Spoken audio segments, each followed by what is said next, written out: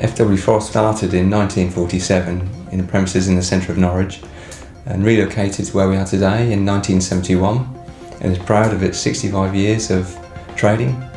The machine shop's able to machine a variety of materials. We work in metals and plastics. We've had constant investment within both the fabrication department and the machine department, and we keep as up to date as we possibly can with the newest technologies for manufacturing to ensure that we're able to meet customers' requirements.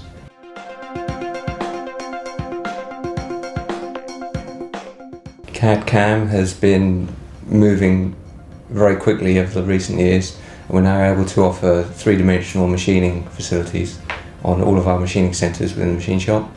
The customer supplies us with a three-dimensional model, and we can then produce a program from the model that they've given us.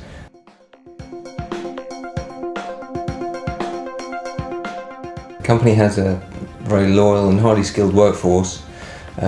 Many of our engineers have been with the company a long while. We recently had some retirements and they were able to boast 50 years of service with the company.